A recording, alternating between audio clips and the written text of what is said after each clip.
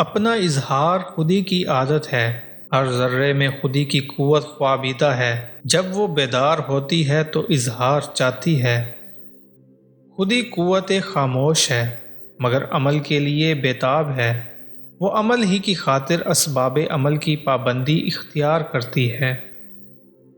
چونکہ اس جہاں کی زندگی کا دار و مدار خودی کی قوت پر ہے، اسی لیے ہر وجود کی زندگی کا درجہ اس کی خودی کے استحکام کے مطابق ہے۔ جب قطرہ خودی کا سبق ازبر کر لیتا ہے تو اپنی بے قیمت زندگی کو قیمتی موتی بنا لیتا ہے۔ شراب اپنی خودی کی کمزوری کے باعث اپنی کوئی شکل نہیں رکھتی، اسے پیک کر اختیار کرنے کے لیے ساغر کا احسان اٹھانا پڑتا ہے۔ اگرچہ جام شراب پیک کر رکھتا ہے مگر وہ گردش ہم سے ادھار لیتا ہے، یعنی گردش کے لیے ہمارے ہاتھوں کا محتاج ہے۔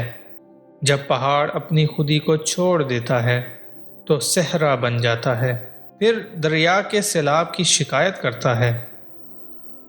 موج جب تک آغوش بحر میں موج بن کر رہتی ہے، یعنی وہ اپنی خودی سے باخبر ہے، وہ سمندر کے کندھوں پر سوار ہوتی ہے۔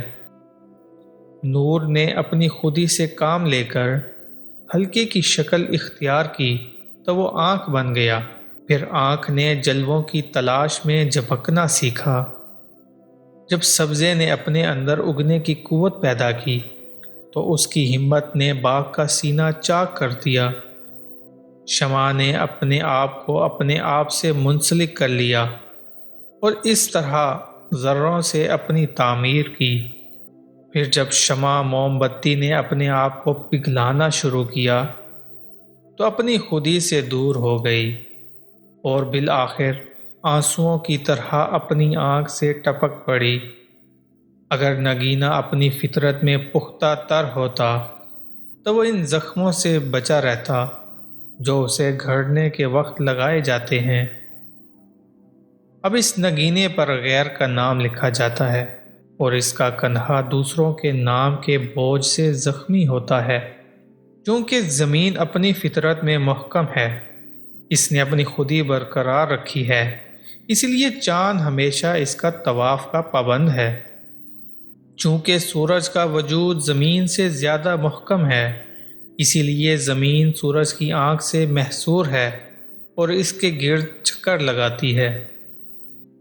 چنار کی بلند شان کو دیکھ کر آنکھیں کھلی کی کھلی رہ جاتی ہیں، چنانچہ پہاڑ اس کی سطوت یعنی اس کی شان و شوکت کو اپنی دولت سمجھتے ہیں۔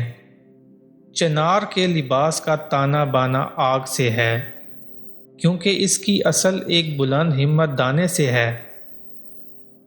جب خودی زندگی کی قوت باہم پہنچاتی ہے تو وہ زندگی کی ندی سے سمندر پیدا کر لیتی ہے۔